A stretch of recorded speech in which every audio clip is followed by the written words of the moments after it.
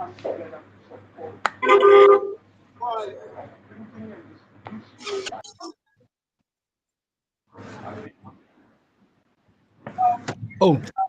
where are your mates? Yeah, we are waiting for them to join. We are done once more.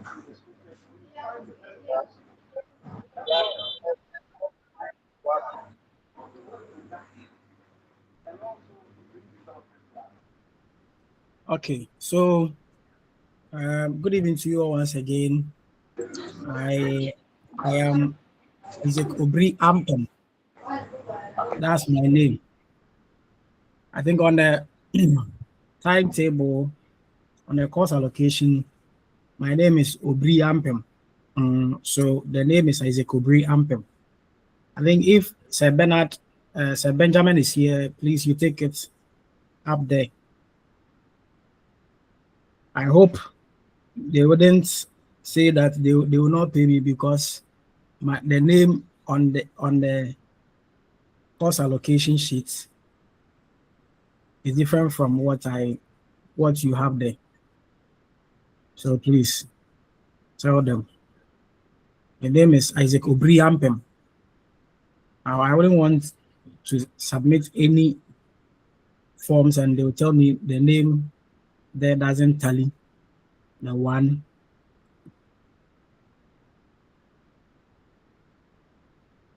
or the center.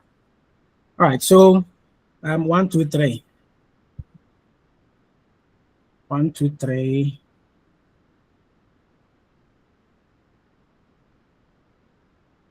Almost 20 minutes of our time is far spent.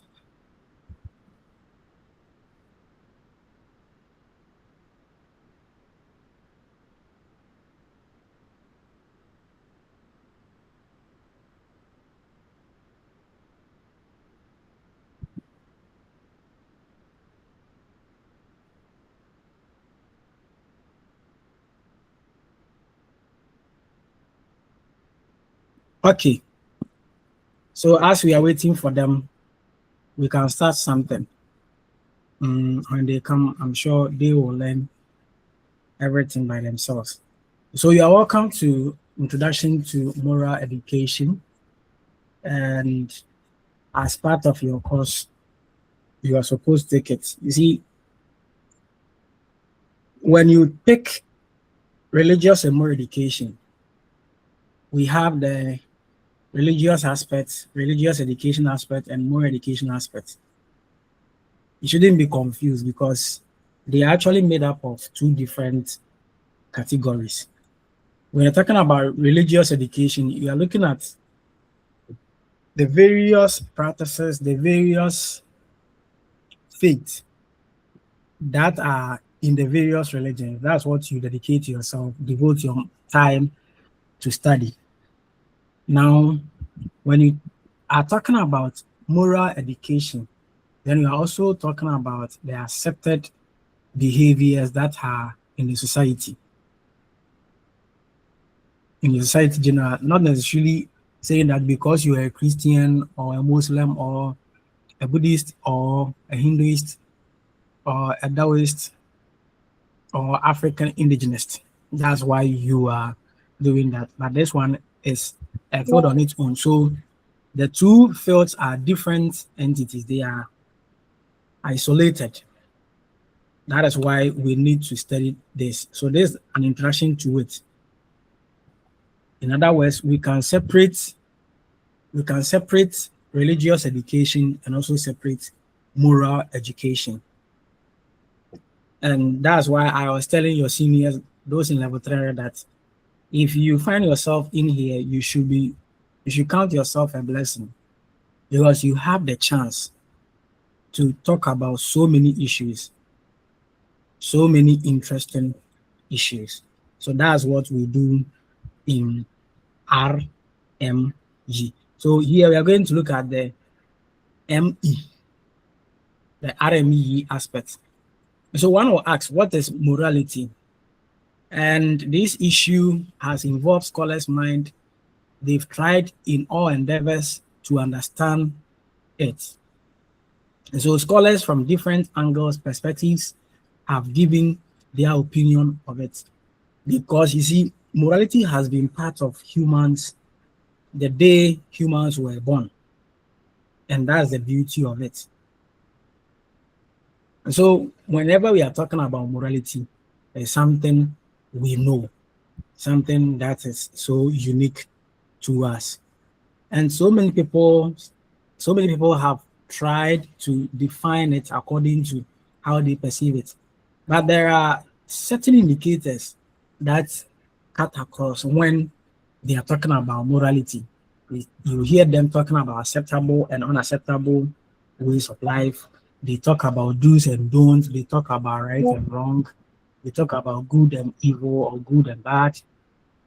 They talk about right and wrong and a whole lot of things. And so I know if when I ask you to also talk about what you think morality is, you are going to explain in this direction. And so we need to know that there are differences between what you may think and what your colleague may think in this classroom. If you want, we try it right now. Okay, if you want, we will try it right now. And so the issue is there is no universal, there is no one and one agreed upon definition of morality. So we say that morality is relative. By we saying morality is relative, we are trying to say that how you perceive morality is different from how person A perceives morality. So we don't have the definition for morality. We rather have a definition. We rather have a definition. Can you please hear me? Yeah, we can hear you. All right. So people try to define it, but we are not able to arrive at one definition. We are not able to arrive at one thing, that this is the definition for morality. Just like we cannot also say that this is the definition for religion, is the same way we cannot also say that this is the definition for morality. But people can actually give it according to how they perceive it. So people from different fields, different orientation perceive it, they talk about it as they perceive it. Right. So that's the relative aspect. And by the relative, we also say it is subjective. Your understanding of morality is unique to you, to yourself, whereas my understanding is also unique to me. I am entitled to my own definitions. I am entitled to my own definitions. That is what we are trying to say here.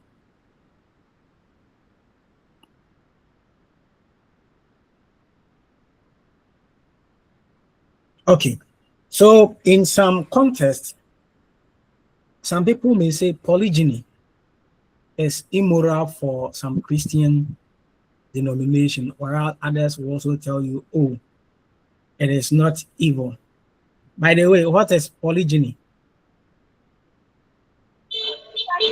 It's whereby a man marry more than one wife. Okay, good. So in our African context, it's one of the main practices. So when you are marrying more than one wife, that is what we refer to as polygyny. Again, someone may say polyandry is also not a sin.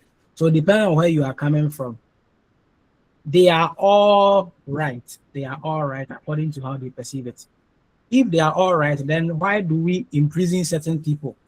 Why do we say that you go and spend 5 years or 10 years imprisonment in the prison? Why do we say such things? Because we have standards that are set, although it is relative. Morality is relative, but then how you perceive it is also quite different. Hey.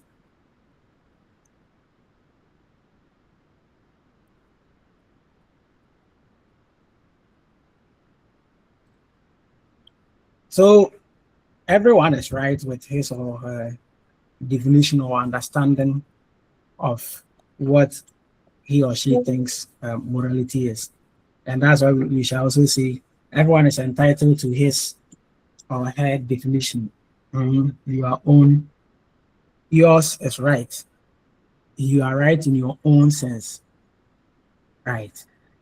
So someone will say, so if I should write, can I write anything? That's not related. Don't write anything that's not related, because when you do such a thing, we will hold you responsible. Of course, there are indicators that will tell you how you are defining it is right or wrong. So that's the point I want to put across.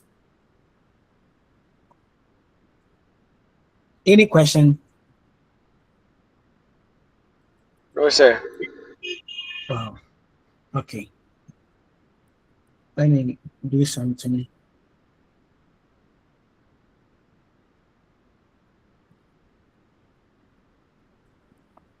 Good. So we then move on. If there is no question. So etymologically, we need to know that the term morality was derived from Latin word mors, which means manners or morals. And it was given to us by Bull. So whenever you're talking about morality, we are looking at the social phenomenon which is considered to be right or wrong. That's what we are trying to say there.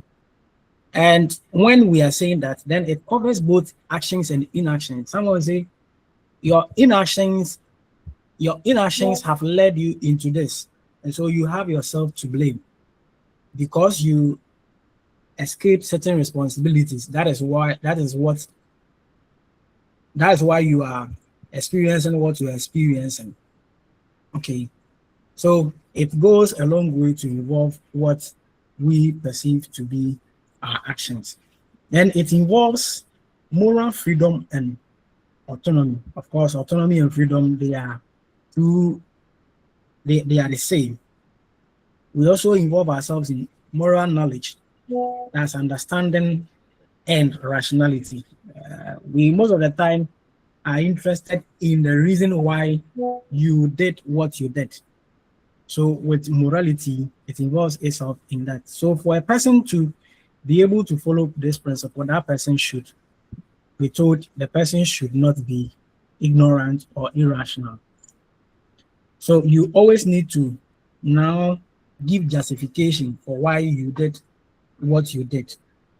The lady slapped the guy. Why did she slap the guy that way?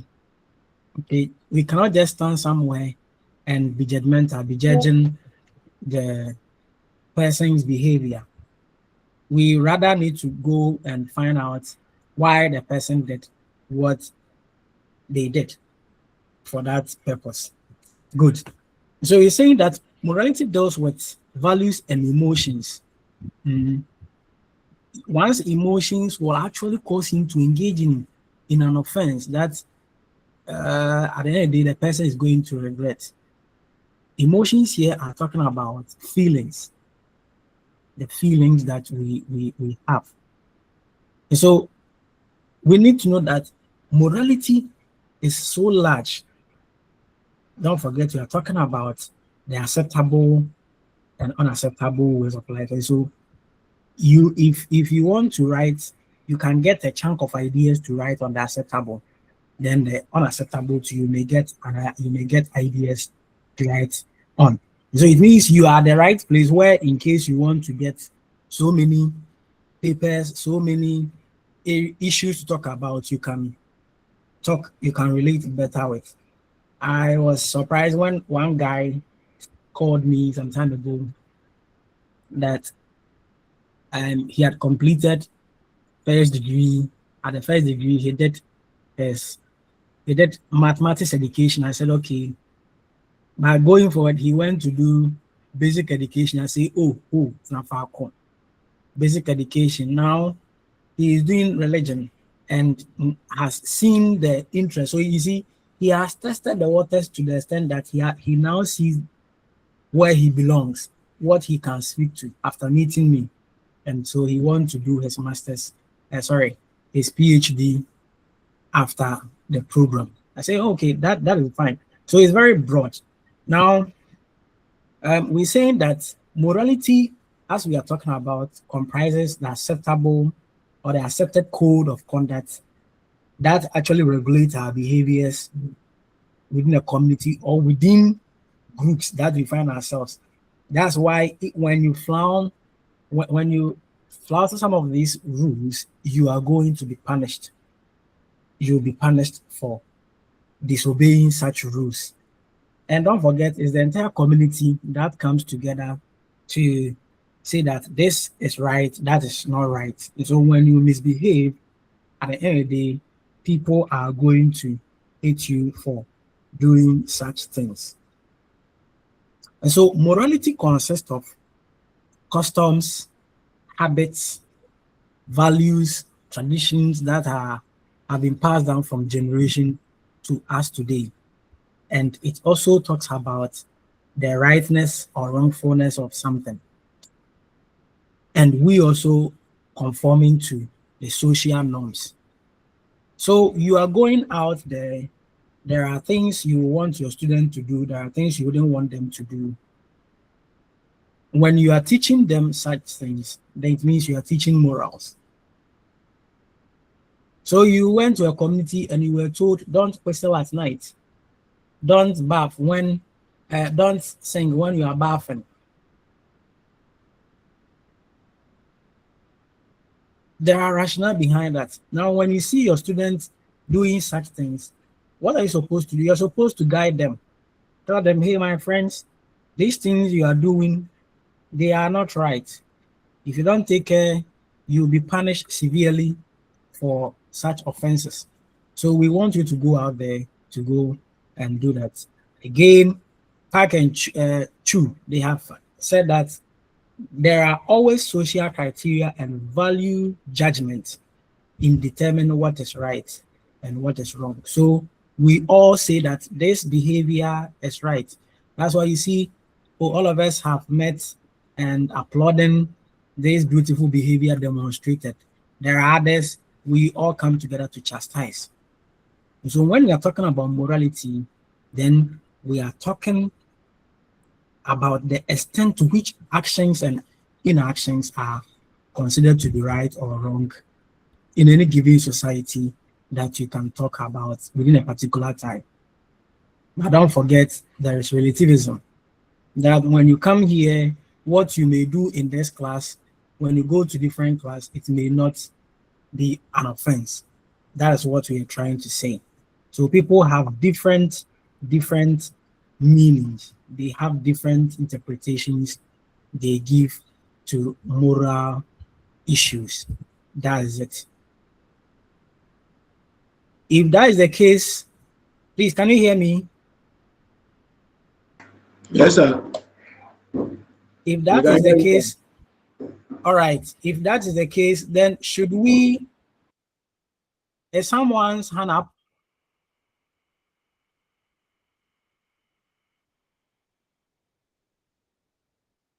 If someone's hand up, you can ask. I am facing some challenges here. I'm trying to sort them out, sort it out. If your hand is up, please talk.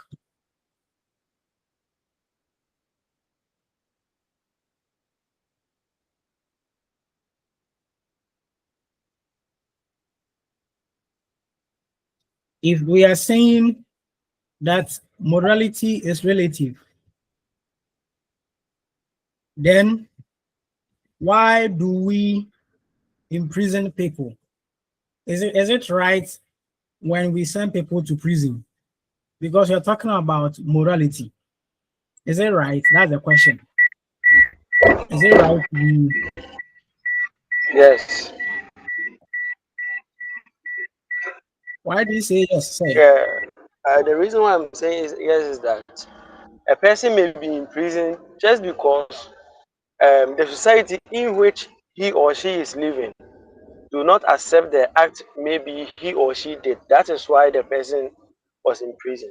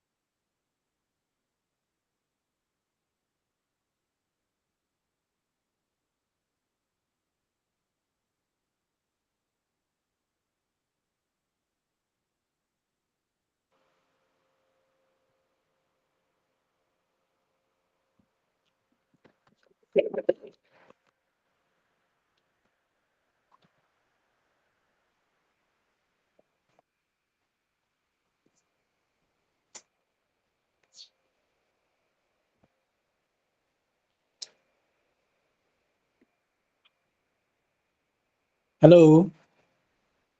Yeah, Yes, hello. sir. Yes, sir. Yeah. Sorry. My machine is worrying me. That's why. Now, why is it that your mates are not coming? Um, can you hear me? Yes, I can. Maybe the reason is that when doing the registration, the the religious course is in two form. So those who selected English and religious and moral value, they are not doing this particular course. And it's only those who are doing religious first, they will have this one. So we are not many as compared to the other batch. They are doing more of English than the religion. Yes, I know that, but you are 17 on the platform. I think you, let's say, minus 3. Oh, okay. Then that means the Minus great. 3, 14 people should be here. Yes. Okay. Do you get me? Yes, sir. Yes, sir, I get you. Uh, well, well.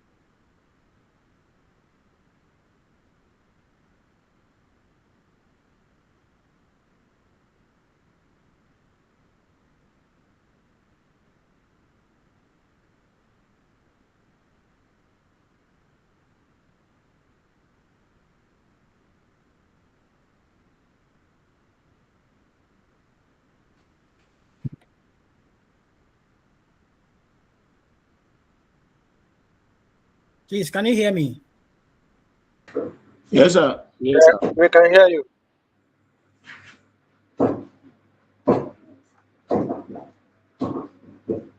Okay. All right, I've heard you. So that being said, it means so someone was talking before I had a challenge with my network. Someone was saying that I asked a question. Yeah, it was I Williams. I was Okay. of the view that maybe because they are not doing this particular call, but what you said is true. It's like the platform, we are more there.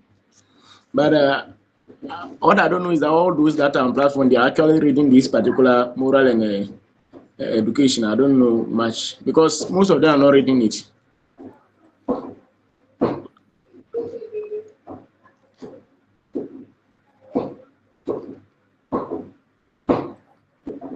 Did you hear me?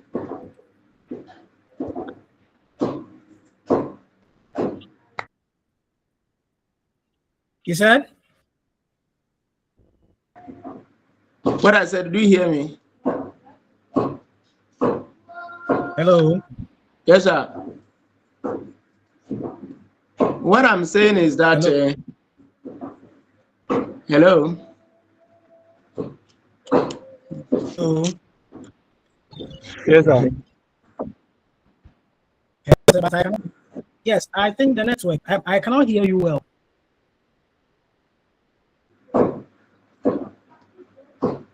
The network is having a problem. Okay. So we're saying that there is no single definition for religion. You cannot say that this is the definition for, morality. You cannot say that this is the definition for morality. And due to the relative nature of it, we cannot be judging people as such because that's how they perceive the behavior. For them, maybe how things are done in their community is different. It's different from how you perceive it. And so we need to find a different way to actually learn about them and also accept them for who they are in that regard. So I'll ask, is African morality, between African morality and Western morality, which one do you think is the best? Please come again. Then, because of the network, we did not hear the question well. Yes, so between African morality and foreign morality, Western, let's say Western morality, which one is the best? African morality. Why are you saying African morality?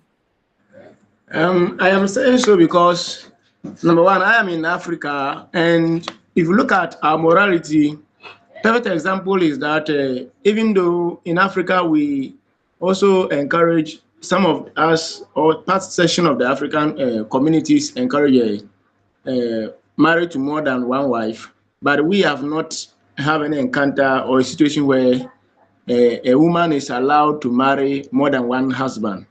But in some of the Western countries, I think it is allowed to do that. And also, Mm, there are some practices like transgender and all those other issues that are happening in the Western countries that is not done in Africa continent.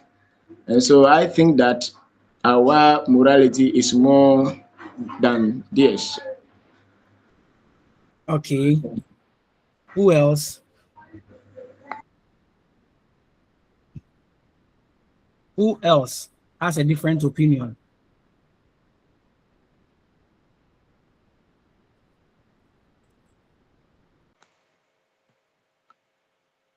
Who else has a different?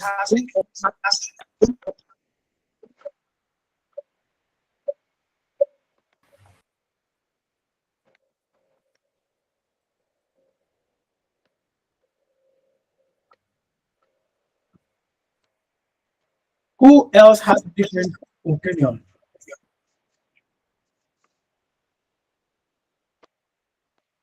So should we revert? Another question is: should we revert to the old, or should we revert to the Western religion?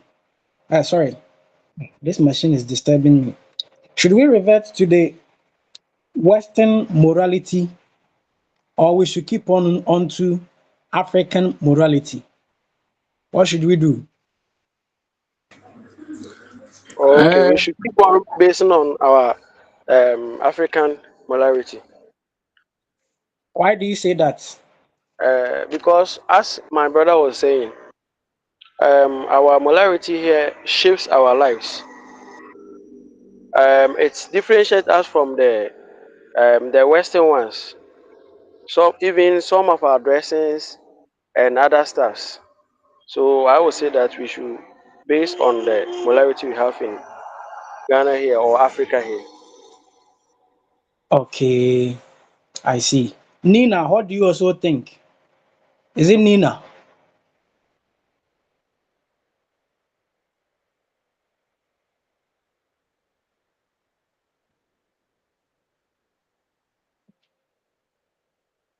Yeah, so we will say that we should embrace ours, and that's the best answer. Because you see, what is coming from this planet is ours. This part of the world is ours. No matter what we do, that is what belongs to us. And so we need to choose ours. We need to choose it. Good. And so that being said, it means that we can now continue to talk about other issues. And give me some time. I'm doing something here.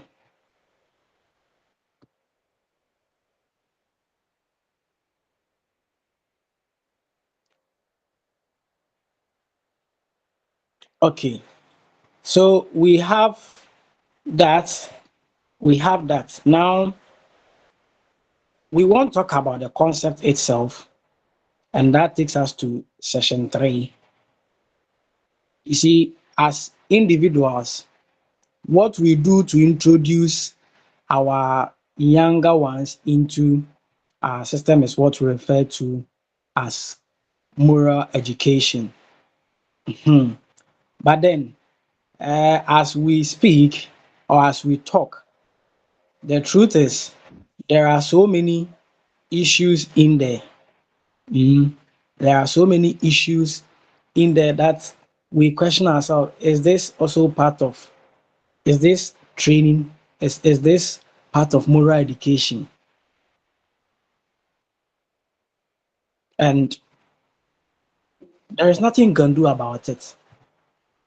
So we have socialization. There are things we do to introduce our people into some of these things. But then, surprisingly enough, you see, we have different people, and we all have different ways of going about things. And so that is there. Now we have types of morality. Okay, types of morality under this unit one. I jumped a bit for you, but we have different types in there. We have, according to normal book, we have four types. We have socionomy, we have heteronomous, we have um, autonomy, then we have amoral. So there are times, there are people there who don't know anything about morality, and they are the amoral. They are the amoral. Then we have those who are actually moral. Those who are actually moral, they know that this behavior is wrong, that behavior is right. So that's another type. Then there are those who are also immoral. There are those who are also immoral. And for them, they are the bad ones in the community. They mostly end up in prison. They most of the time end up in prison. Please, am I with you? Yes, sir. Yes, sir. And so for the amoral, you see that for them, they neither belong to the moral or the immoral. For them, they are at the center, they are the middle. They are the middle. And a child is a good example, is one of the candidates for amoral. Why? Because he doesn't know whether an action is morally right or morally wrong. He is not able to distinguish between what is right or what is wrong. If that is the case, then you cannot blame the child for such thing, for an for a behavior that has been demonstrated. So you see, at the end of the day, you say, then I am right. Mm, I am right to beat the child, but you are wrong in actual sense. So that's why you see that for the amoral or amoral, it's a noun. How you want to pronounce it? Amoral, amoral. So they don't know what is right. That is why a child can just wake up in the midnight and will be crying. Doesn't care whether the the cry is disturbing people who are taking to catch some sleep. They don't. The child doesn't know my parents are tired or they are busy, and so let me find something. They will be disturbing. If you have not given birth, that's where you really appreciate that you are enjoying single life. But give birth and see, and let them start crawling. Some time ago, I was talking to one woman. He said, "Hey, come and see your sister. The way she is now moving around, trying to hold the electrical gadgets. You just hang your TV. By the time you come, the boys would have thrown something, maybe a ball or stone. The TV would have cracked. They don't know that what they are doing is right or wrong. So that is it for you. Now, we want to talk about values. And as we know, values are things that are so cherished. Okay, the cherishables in the community, they fall under values. And so when you pick the three main religions that we are practicing in here, there are so So, many. I have a question.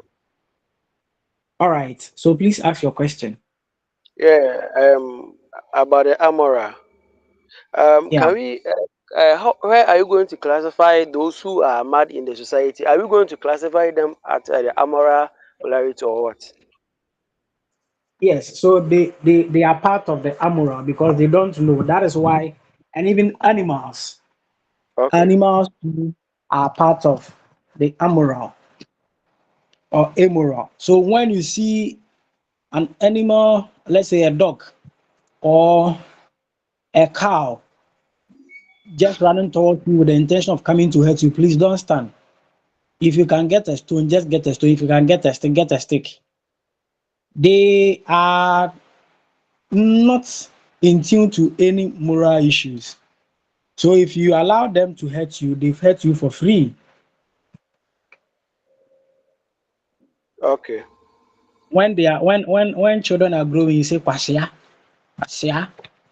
Then you ask them, what's the meaning? They don't understand, but they are telling Yeah. you they don't know it is not right to insult, but it is something they are doing. You want to shout at them, then they don't care.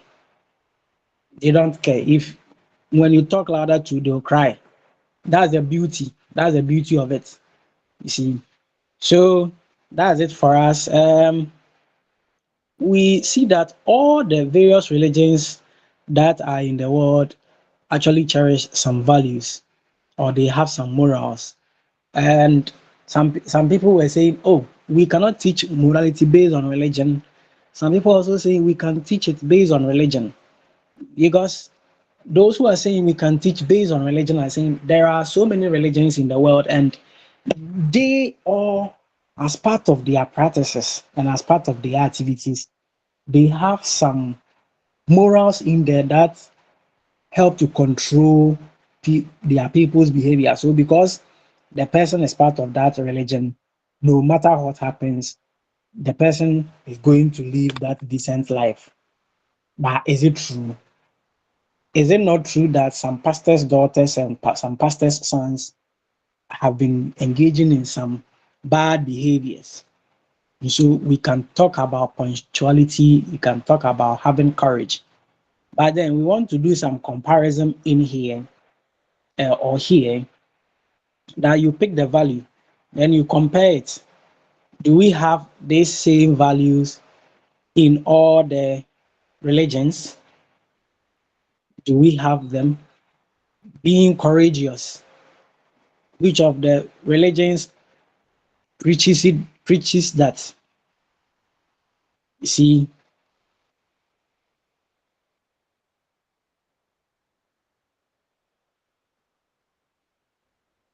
so these are the values. Can you see the screen being shared? Yeah, we can see. Yeah, yes, sir. You So can see. punctuality, which of the religions teaches punctuality? We talk about having courage or being courageous. Which of the religions? Are all of them doing that or is only one? All of them. Being trustworthy, is it all of them or only one? Being tolerant of differences. So in your classroom, you are going to have different people from different religious background, different ethnic groups. Is it right to accept them or is not right? Having humility, having self-control, being loyal, being open-minded, not gossiping. Of course, there are times gossiping about people is right. At what point in time do we say that gossip is right? Gossip is right when you know that people have engaged in bad behaviors and they have Bad seen the behaviors, consequence. bad attitudes. But exactly, and you want to talk about them so that it will put them off their behaviors. That's when we say that gossip is right. We have forgiveness. Some people, when you offend them, They find it very difficult to do that. And all of these are virtues. They are all values we harness so much. We also some people also prioritize chastity. Others also prioritize charity. Which of these religions do not support any of this? You get it? That's the argument. So you see that all of them like that. They all preach that you need to love your neighbor as yourself. Good. Now the concept of we come to the concept of education. Now we have seen morality. So by R.S. Peters, he makes us understand that education is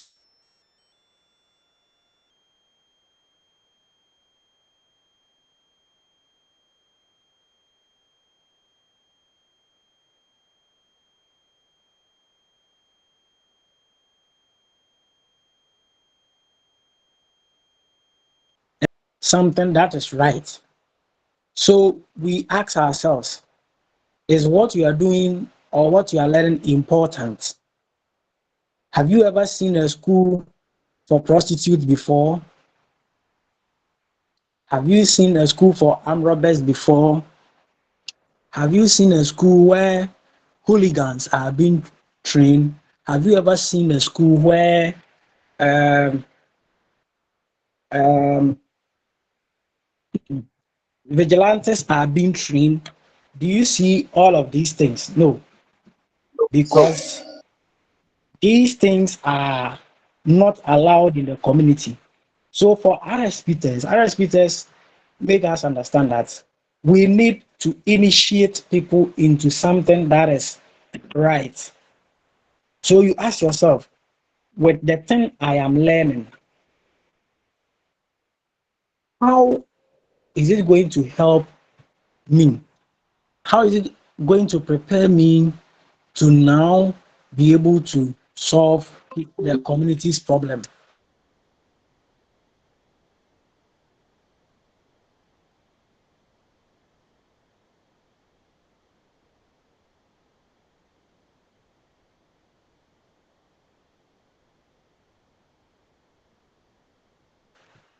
If you don't have any contribution to this, so you find some time to learn about ICT. We also see mathematics in there because in our daily activities we have been using money, we have been doing businesses, and you want to know the profits you've made over time. If that is the case, then what do? We need to do mathematics.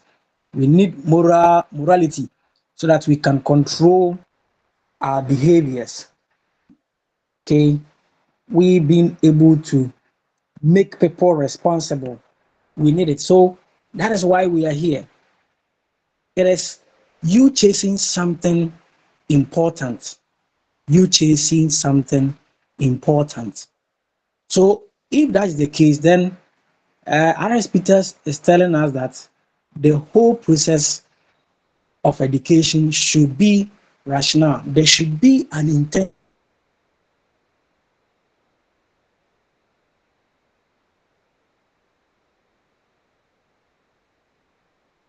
to show you how to prepare food, show you how to build, how to construct um, bridges, how to construct cars. They are all in there. How to develop softwares.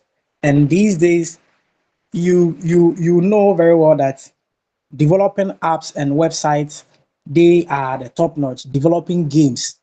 So if you have any investment, I'll entreat you to invest in app development. Okay, because you're going to get money.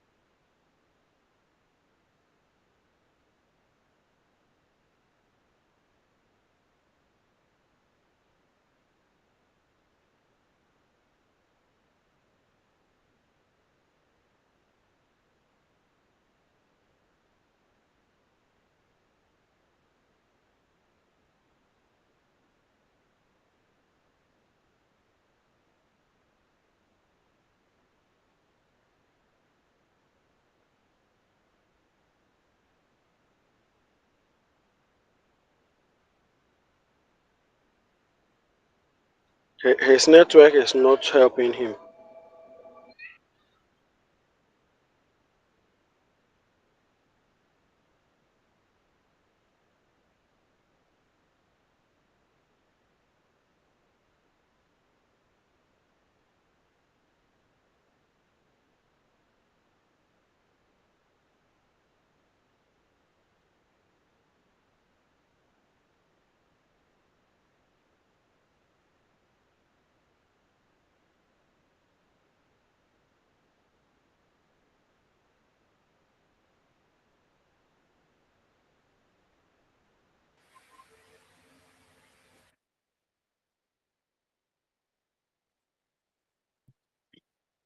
Hello. Yes, sir. Yes. So not knowing that I was out of the class and I was there talking.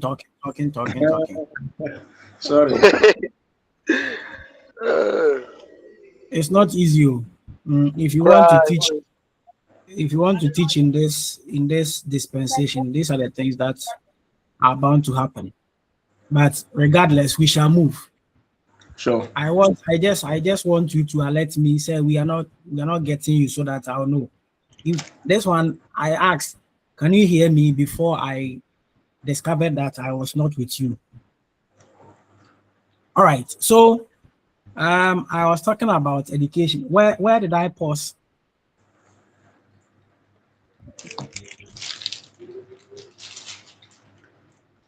Where did I Hello. pause? Yes, I. Yeah, where you were saying that the making of cars and other stuff. All Development right. of people make money. Yeah, Oh, sure. So pursuing something that is worldwide. Uh, yeah. Whatever you are learning, we saying it should be important. Education should be very important. Now, with the meaning of this education, we have come across certain things that, based on RSP tests, we see not to be classified as education. Example, where we are talking about training. Training is not equal to education. Where we are talking about instruction, we are talking about brainwashing, we are talking about indoctrination, they are not classified as education. That is why we don't need to let anyone else, any mere person come to the classroom. We don't need to let the person come to the classroom to come and teach because we think the person qualifies or has the expertise to come and teach. There are techniques we use in teaching RME. There are techniques we use in impacting knowledge.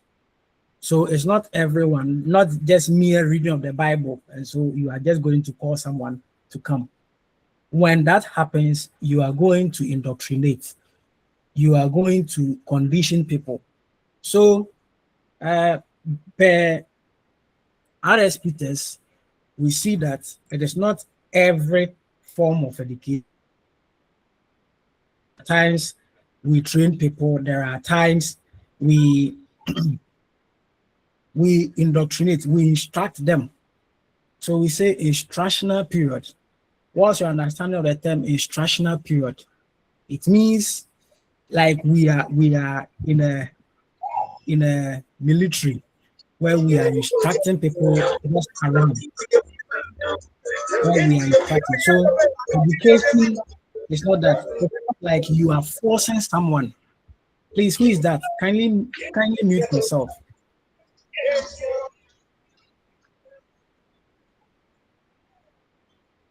Someone should put on the platform that we've started the lectures.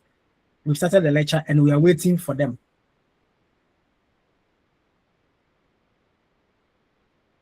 If they don't come and it gets to presentation, none of them will present. And I am looking, I see Hayford, I see Williams, I see Nana Oliver. Good. If they don't come, they shouldn't they shouldn't come to me that they want to present. Okay. So we say, what then is education? Etymologically, we say that education is just derived from two Latin words, educare or educare, then educatum. So educare means to train or to mold. So it's like we catch you.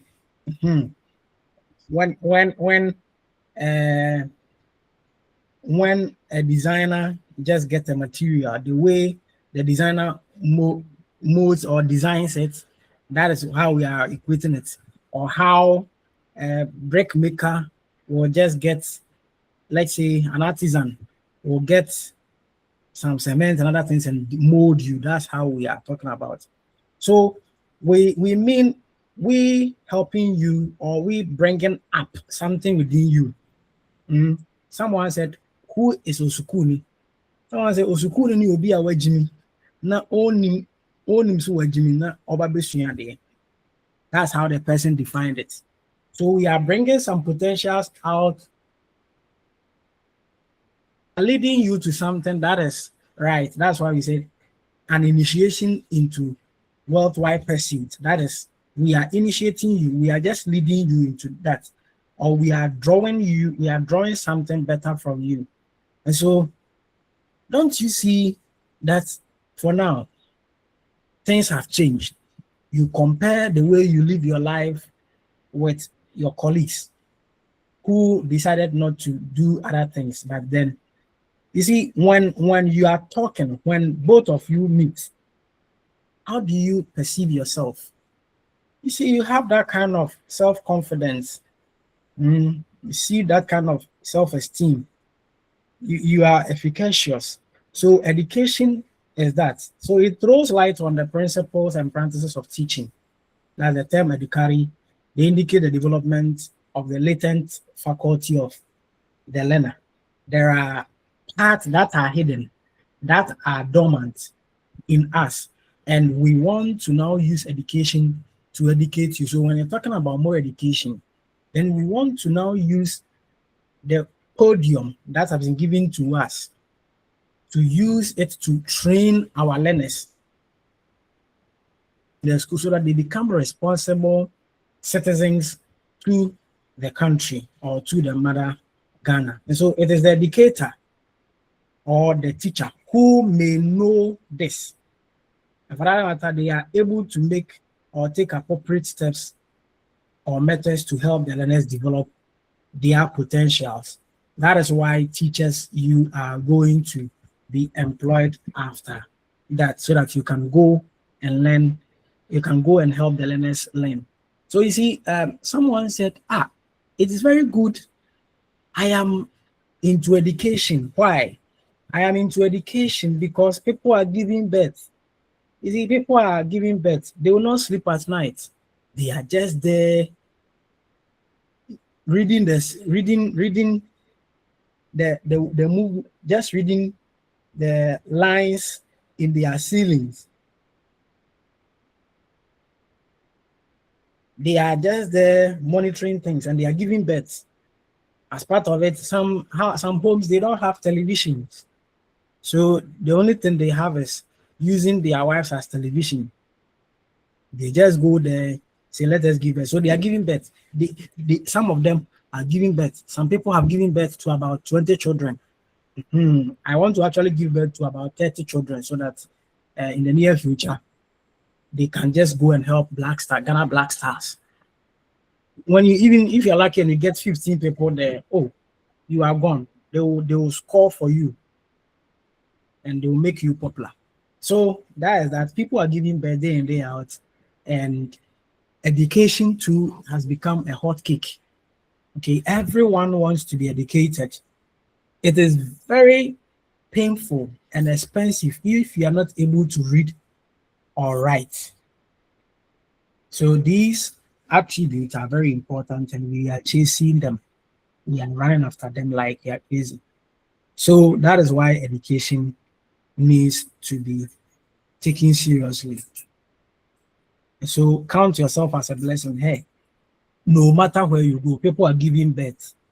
And people are yet to even give more birth. So just keep on. If you have a land, I think you can start a school. You can start a school in that regard for people to come and attend and you get more money. All right. So we are saying that training, instruction, conditioning, indoctrination, they are not education. Why? Because training is just an acquisition of Of skills. skills. You get it? So it's like you Yes. are training. You are in the house with your dog, and you are training the dog. When I throw chicken into the air, jump and take it. So it's like it's like a training. You have engaged them. For education to take place, we want to see all the three domains being developed. But there are, for training, we're saying that it is just going to concentrate on the psychomotor domain. That is your skills. That's what we are going to look at. But that is not it. Education ensures that the cognitive, the affective, and the psychomotor, everything is developed. But for training, it concentrates on only the psychomotor domain, and that is why it's not good. Again, instruction means giving a command. That's why I was saying when you go to the military camp today, they are instructing people there. They can instruct you to pick rubbers, to do whatever they want you to do. And that is not an education. That is not education. Of course, we say instructional period. That's why even when you are teaching, you are not expected to say who can, because when you make it who can, it will be like a request, or you are not concerned, you are not bothered about whether they can or they cannot. So we don't expect you to ask who can say this, who can tell me this. It is an instruction. It is an instruction. So you need to command. And it is not that kind of education. For education, we are giving you the freedom, that autonomy to do whatever you want to do. We are not instructing you. That's why even when we are writing examination, we say, so when you are writing exams, what do the invigilators say when you are about starting the work? Okay. Sometimes What do they they tell you, do not open the booklet until you are told to do so. Something like that. Okay. Now when it is when they are telling you you can start work, how do they put it?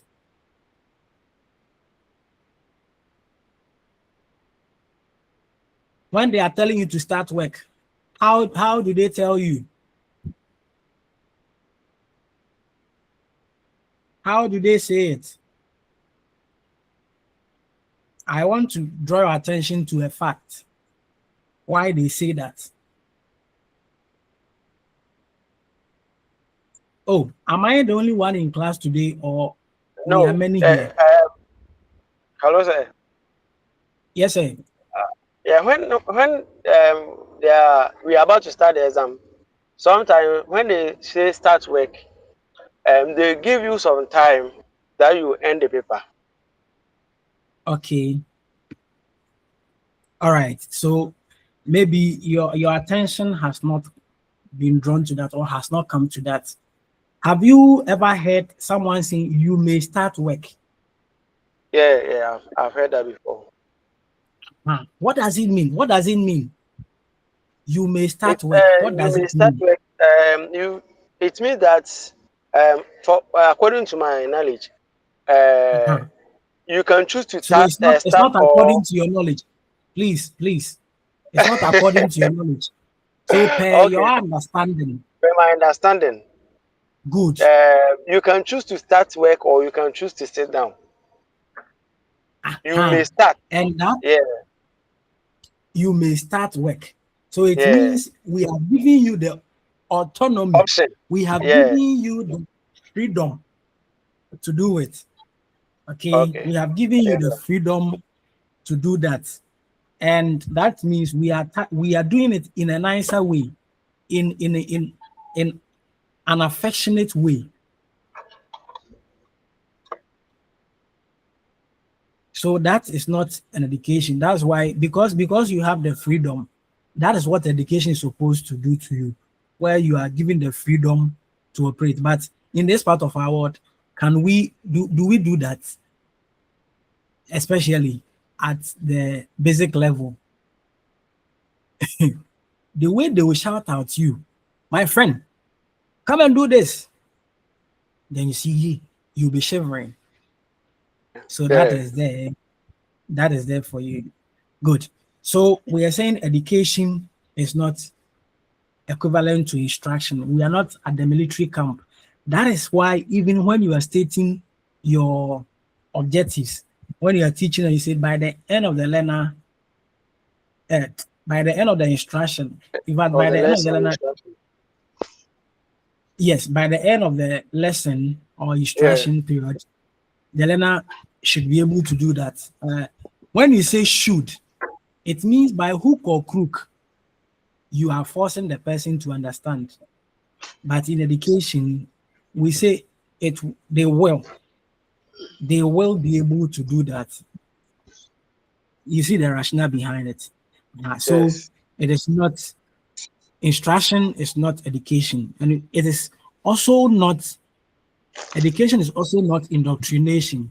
Indoctrination here means you forcing someone to accept your belief, or you imposing your belief to just make people be converted to your faith. And we're saying Yes. that all of these things, they are not education. They are not. They are not education.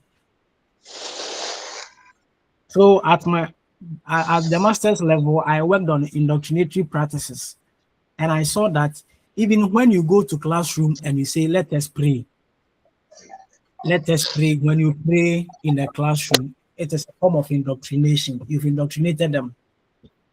Some Okay. people will tell you, we are having conversion. And so I want to invite all of you to my church. If you have not watched this movie before, God is not dead. I think it was a female who was the protagonist, the main character, who was teaching. I think she was teaching history. Then one student actually raised a hand, question about the essence of Jesus, and some students say, "Hey, Madam is indoctrinating the classroom." If you know, if you see how she was maltreated, you'll be very careful. Now, good. So indoctrination is not education. Conditioning is not education. Conditioning changes behavior negatively. Um, so it's like you are in a house with your girlfriend, and when you were wooing her, you were always giving her money just to entice her to love you. Now, if there is no money, I think you need to allow the love come naturally. But Yes. you have conditioned the person that if I don't give you money, don't love me. Now, if there is no money in the house, then you now start seeing the problem, where the problem is coming from. So it's not even always good for you to date someone who is not working if you don't have money. If you don't have money, and who even said dating can just be dating should be commercialized?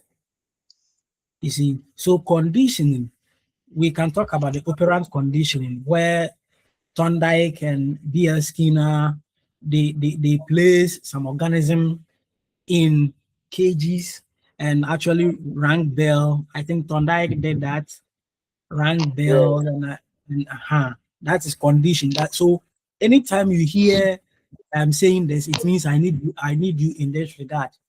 Yeah. Same way, in case I want to have an affair with you, I should give you money. But that's not the best. It's not an education. Educate the person to let the person understand the benefit of engaging in such things than rather buying your way out. So when things are not all that roses for you, then what do you do? Are you going to blame someone or you're going to blame yourself? Right. So that is it. We have seen things that are not education. And now we want to, so having said that, we want to collapse it and talk about more education. So we know that there are virtues in the community that every child is expected to learn. There are moral habits that will help the individuals to live adult life. And I need to put it to you, I need to tell you that education is not meant for childhood life, it is meant for adult life. So whatever you are learning today, you are just going to learn to become an adult or to be used in your adult life. That is it. So the students who, when you ask them to come to class, they are crying and they are wailing, they are not doing you, they are just harming themselves. If when you were a child you used to learn certain things, now that you've grown, you see that you may be lacking certain things. And so in the same way, moral education is also in there to educate us for life. And so you see that moral education here involves what society is doing to now initiate the younger ones into what is considered to be right and wrong. That is Rayan. It is quite equated to socialization, where the grown-ups are trying to initiate or The socialize their value, young into something right. They are passing on yeah, their cultures and other to things they the believe to to the younger the younger. ones. Yes, yes. And so we see that through moral education, learners learn how to appreciate values such as honesty and other things, appreciation, um, fairness, respect for elders, hardworking, being professional, caring for others. So these things are very important. And let me share this finding with you. In one of my researches, in one of my papers, I discovered that these values, these values that we are expected to acquire when a teacher possesses them, only three. When teachers possess professionalism, when they possess patience, when teachers possess caring, when they possess caring, they contribute 55% of student engagement in the classroom. Engagement here is willingly participating in learning. They engage in whatever you are doing. And so if you let these moral values be part and parcel of you, you are going to touch the heart of the learners. Have you ever experienced a situation where a teacher, a teacher goes to a school and now the people like him so much, but the other teachers in the school who are not liked, the moment they see you come and then they are running away from you. Yes, yes, Oh, that tells us the value of some of these principles in our activities. So the argument that we can teach morality based on religion, but then yes, religion has some elements of morality in there, and so it makes it very easy for us to channel some of to teach some of this values to our learners. That is why we like it so much. So, according to other speakers, education is moral education if we are able to include the pursuit of good morals in our learners. It is proper education when we are able to now say that this is what we want you to do. This is what is right, that is not right. When we are able to imbibe or instill in our learners all of these things, then we are good to go. So the last thing for me to talk about this is confining moral education to the inculcation codes will be problematic. What do we mean? So when we are equating, when we say that morality or moral education is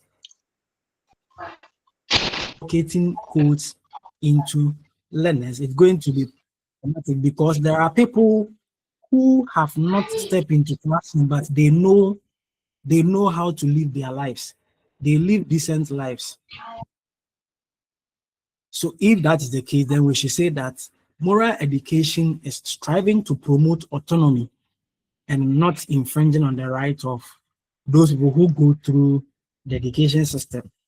Okay, so we are not trying to say that necessarily because we are learning moral education, we are just learning about this. We are only going to learn about moral codes. That will be erroneous because there are people who have not stepped foot into any classroom. They haven't gone to any classroom, but then they know what is right and what is not right. So Okay. moral education is right conduct, action in conformity with the standard and ideals of the community, and also living that kind of moral life. So that's what we're trying to say. We continue and we see different dimensions to that. So anytime we are talking about moral issues, then these are the things that come to mind. Issues about moral education, we are told, are supposed to be free from emotions. They are supposed to also be free from conditions and any form of authoritarian element. What do we mean by they should be free from emotions? What do you mean by conditions? What do you mean by authoritarian elements? You see, this aspect is telling you that for moral education to work, to achieve its purpose, it is supposed to develop the affective domain. When we attach our emotions to it, we will not take certain things for granted. Do you believe that last week Sunday, I should say this week Sunday, just the immediate Sunday before we are today Saturday, a Mm-hmm. student insulted me. A student spoke indirectly against me. We were talking about um, Sigmund Freud's definition of religion, where he said religion is mass neurosis. Where he said religion is mass neurosis. One guy made a comment that in the sight of God, people out of their ignorance classify. So tomorrow I'll go and give the person the answer tomorrow. Mhm. That's because you. So you see, because he attached his emotions to it, he spoke anyhow. Conditions. You say if you behave well in this regard, I'm also going to do this for you. If you don't behave well, I'll not do this. You see, so when you don't provide such things, it means that moral education will not take place. Then moral education should not be we forcing people, or pressing their necks to accept whatever we want them to do. It is a friendly affair. You show them love, then they also show you love.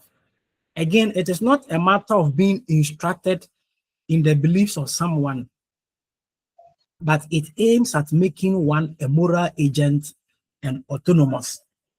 So we don't intend instructing you, we don't intend commanding you to believe something. Rather, it is our goal, it's our aim to make you a moral agent. And moral agent and also being autonomous is a characteristic. So these attributes are characteristics of someone who is morally educated. If you are morally educated, then you should be able to make certain decisions on your own. If that is the case, and based on what we are saying, then we shall say that Moral education is a process where an individual develops responsible attitudes and skills of moral judgment about what is right and wrong. So you see, we have different ways of putting it. We have different ways of going about it. And so gathering information from the various discussion, we shall say that moral education is an intentional, systematic process or attempt that we aim at providing learners with the capacity to differentiate and also discriminate among the moral issues they encounter or they come across. You see, so we shall say that it is an intentional, systematic attempt we make as individuals, to now help the individuals to differentiate and discriminate among moral issues they may encounter to enable them make sound and autonomous choices. So we are going out there to go and teach people so that they will be able to take certain decisions on their own. So that is what we gather from all the various explanations we have given. And so we then move on to talk about some of the characteristics of a person who we see to be morally educated. Okay. Such person, so to be morally educated means to be able to take autonomous decision. Of course, you are a moral agent, so you need to be able to take some autonomous moral decisions on your own without someone forcing you to do it.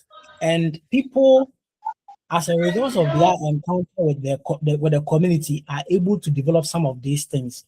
There are laws in there, there are biblical passages in there that everyone is expected to follow. And so when they go through these processes, they get refined. They get refined, and they at the end of the day are able to say that this is who I am. I stand for what is right.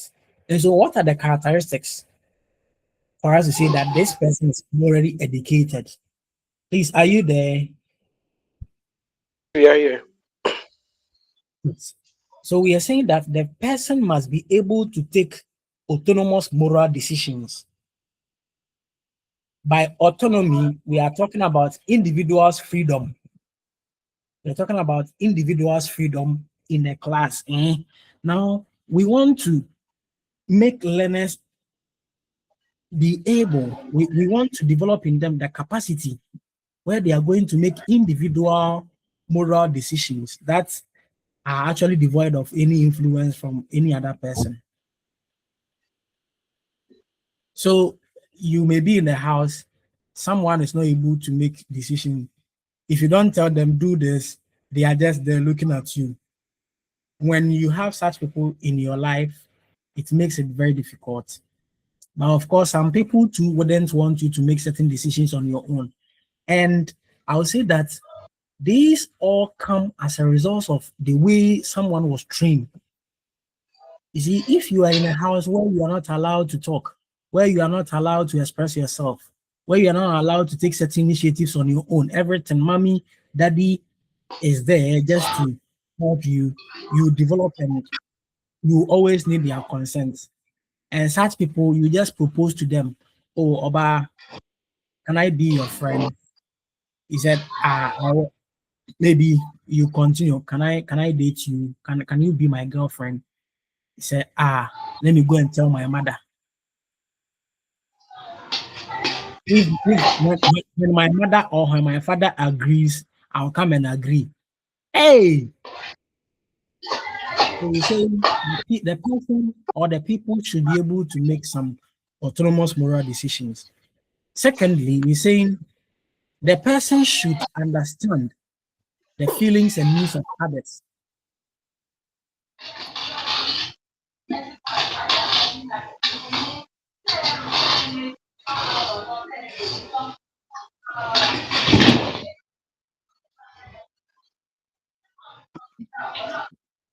So some time ago, I was supposed to go for off-campus teaching practice supervision off campus. I had called them a week before, and they told me they were having sporting activities. I said, okay, I've heard you. If that is the case, I will come the following week. Then all of them agreed. Please, are you with me? Yes, sir. Yes, sir. We all agreed on that. Now it got to the following week, and I was going. When I was about leaving, then unfortunately, I was attacked by a serious ailment. So I had to pause. I was here when one student called me. I said, "Oh, Charlie, I'm not feeling well." Oh. He said, "Eh." Then the way he was talking, I said, "Hey, Massa, who do you think you are?" So if I am not well, should I come? If I am not well, why should I come? The person was refusing to understand my feelings and my needs as at that time. And so I got really pissed. Now I got to that phone, had to go and tell the headmaster to come and beg me. I said, I will not mind you because you yourself, you didn't feel my pains. I was very weak. Got the even water. They didn't give me even water. I said, can you just imagine? Water cry they didn't give me. So if I am moderately educated, I need to ensure that how I am treating you is right. What you are going through, I need to be able to empathize with you. Oh, if it were me, if I were the one, will I be happy? Will I be okay with that? You see, so that is how the person is supposed to behave. Understand people's needs, understand their feelings. You'll be surprised if you are in a house and your partner does not take your needs and interests. That how do you feel? You will not feel comfortable at all. You will not feel comfortable at all. So that is it. You need to understand the person's feeling as a morally educated.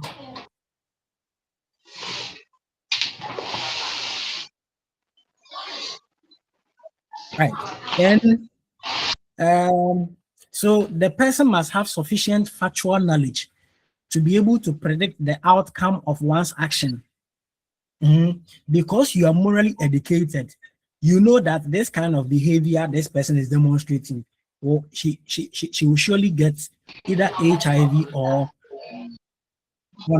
unwanted pregnancy. So you should be able to know that these elders you are insulting them, you are going to be beaten. You will surely be beaten. So you need to know all of these things. If you don't know, it is up to you. It is up to you. That's the beauty of it. So they are able to predict the outcome of people's behavior. The person must be able to communicate fluently so that there is minimum mutual understanding. If you are saying you are morally educated, you need to communicate clearly. Don't hedge, don't just be hiding certain things. Don't punish your audience by speaking in jargons that they don't understand. You need to speak in clear language. That's why we tell you communication in our dispensation is very important. You need to communicate at your workplace very well, communicate with your students, communicate with your partners, communicate with your object of worship. If you don't communicate well, you are going to have problems with people. So communication is there. The person should be able to communicate fluently so that the other person will be able to understand. The person A morally educated person must have the ability to form his or her own moral principles of behavior. Because you are morally educated, now you've gotten to a stage where you are able to say that this is who I am, that is what I am. You should be able to come up with your own principles. You should be able to stand for what is right and what is wrong.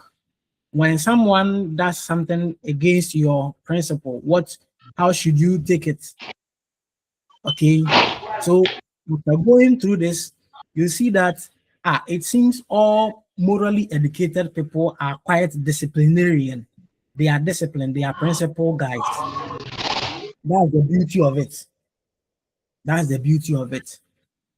The person must be sensitive towards the need for moral judgment and resolution in the judgment into. Again, the person must think and act in the most acceptable way. The person must develop sympathy and empathy for others. So sympathy and empathy for others. Now the question is, what is the difference between empathy and sympathy?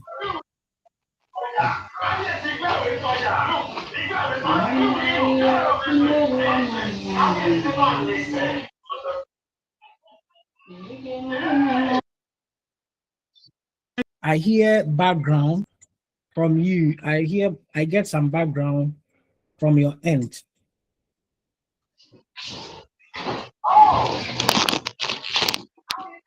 That is Juliana. What's the difference between sympathy?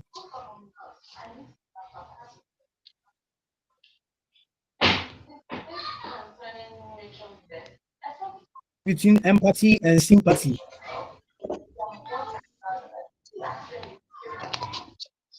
What is the difference between empathy and sympathy?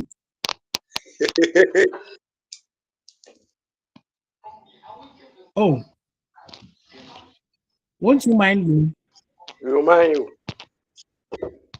Is it that you don't understand or what?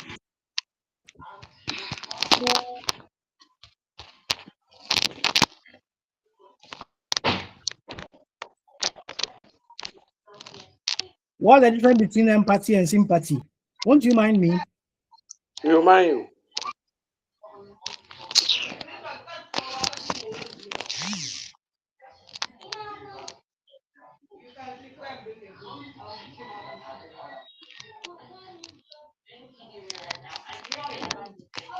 Hello.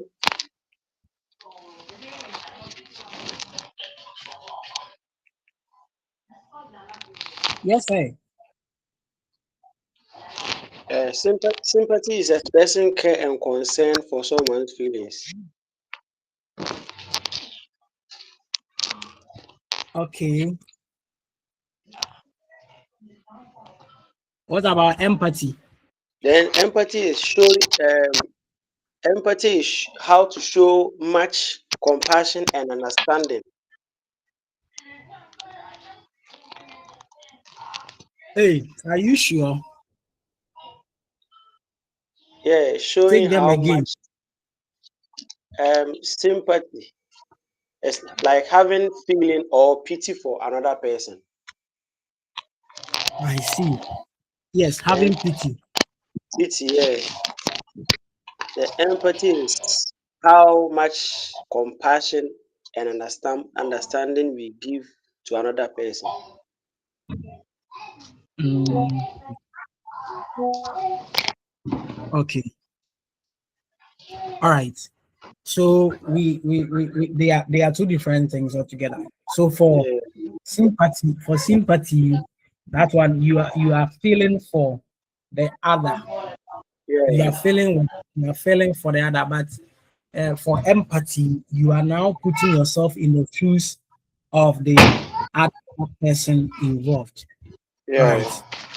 For Yes. example, for sympathy, you can say you are sorry.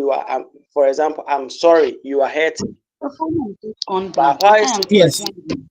sympathy, you say, I feel your hurt and I'm here with you. Yes. Yes. So if you are morally educated, we're saying that you need to put yourself in the positions and also feel the way the people are feeling around you. You see, when you how many of us here don't like ourselves? You see, if you like yourself very well, you will see that when you are offending someone, you may think about the person's interest first. But you see, in this part of our world, the more you are thinking about other people's interests, then they are also punishing. They are punishing you. You think about them, but for them, they don't think about you. They don't care whether you excel or not. It's not their concern at all. At all, at all, at all, at all, at all, at all. So that is it for you. And the last thing, the last characteristic is saying that the person who is morally educated should think about the consequences of their actions. So you always think about this action before you act. So there is a teacher. There is a teacher who has decided not to teach or not to prepare lesson plan. Will you decide to report him to authorities or not? Will you decide to report him to authorities or not? Okay. Before I will report such teacher, I must think about the consequences of the action that I am taking. So I can say yes, yes. Because, for example, if I report such teacher, I think that the consequence of the action that I'm taking will help the children. Yeah. You are rather going to help the students rather than letting the teacher cause harm. Yeah, Yeah. yeah. You need, as a morally educated person, you need to project, jump and see what will be the end of my action. Just as I was telling you earlier, you see, for some time ago, when I was starting, I said, okay, now I have completed school, masters. What do I need to do? I said, let me take it upon myself to further my education by reading my PhD. And so I just jumped onto it. Now, whatever will be the results, I need to now consider it. But before I bought the form, I was thinking about what will be the consequence. Now, I am going to get I'm going to get to the APES, that's the terminal degree. In case I don't want to get any other degree in addition to this, I'm going to get an additional degree. I'm going to get this degree and I am going to get a chance to climb higher. At the same time, I'm also going to get money. So I considered the consequence. Now, it means the way I used to behave initially, I cannot behave that way because the profession itself comes with, or let's say the degree itself comes with some qualifications, some expectations. So I cannot behave like I used to. So I thought about all of these things. So you have decided that I'll beat this guy, I'll beat this lady. Did you consider the action before you engaged in that or not? You didn't. You did not. And so have you seen where you are today? So if you are a morally educated person, you always consider this time that you are going out. It is already 10 p.m. and you are going out. If you should go and something happened to you, who do you get to blame? You are going to blame yourself. So think about the action before you engage in examination or practice. Think about the consequence of it. The consequence is that when you get caught, you're going to be sacked from the school. You will not do that. some time ago, I was walking by the roadside university. I was walking on campus, and I saw some students' name. Some of them fought, and if you are in the university, you don't fight. I don't know whether they didn't know, or I don't know. They fought and they got rusticated from the school. Some for 2 semesters, some for 2 academic years, some for 1 semester. Based on the based on the magnitude of your offense, you receive the punishment equivalent to that. So think about that. Think about that. Think about the program you are doing. If now you should go and get someone impregnated, what will you do? Will you be able to complete your school? So before you engage in any action, think about what will be the results before you do. There are times the consequence overweigh, so the positive side overweigh the negative side. If it will overweigh the negative side, you just run towards it and you are going to thank yourself later. Right. We want to then look at any question.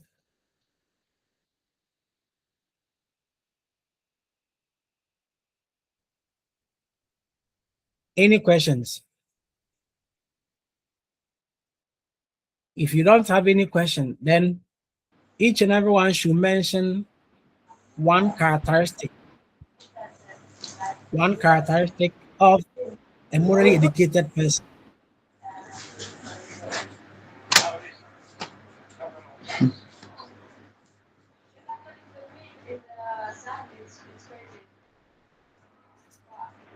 Yes, sir. Hello. Yes, sir. Yeah, Yes, sir. A moral educated person should have the character of empathy in him. Empathy and sympathy. Okay, Yes, sir. Empathy and that's good. sympathy. Yes. So you see, I was telling one group today that it's supposed to be learned because you spoke. You took the pain to look out for the meaning of sympathy and empathy. That's what you've spoken about first, right? That's good. So it tells you if students are going to engage themselves in learning activities, they are going to understand very well.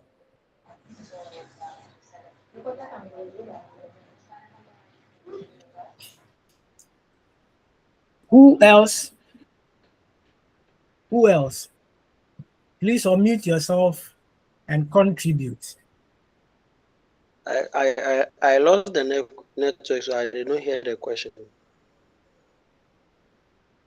Oh, yeah. So I was talking about the characteristics of a morally educated person. Give one characteristic Okay. of a morally educated person. He or she must think about the consequences of his or her actions.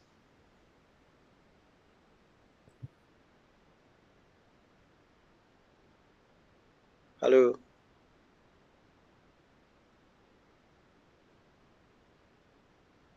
Hello, sir.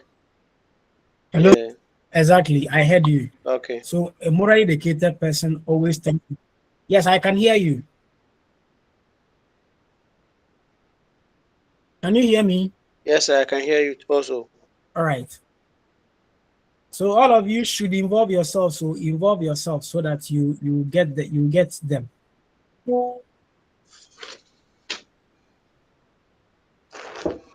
I see.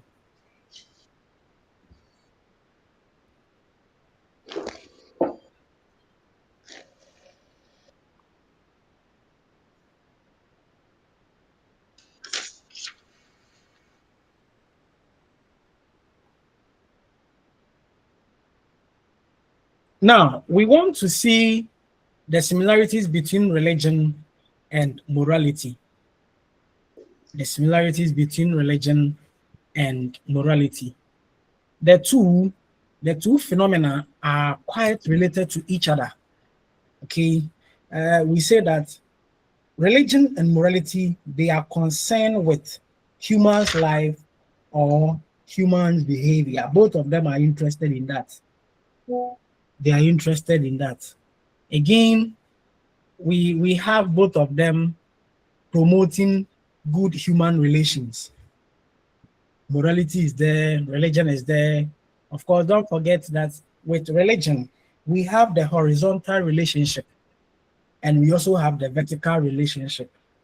So draw a cross, sorry, draw a cross.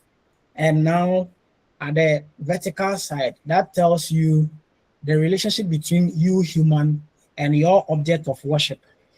And at the downside, on the straight line, that tells you the relationship that exists between humans and humans. That is why we go to church to meet humans, and when we go, we all worship. We all worship God. So they all promote good human relations.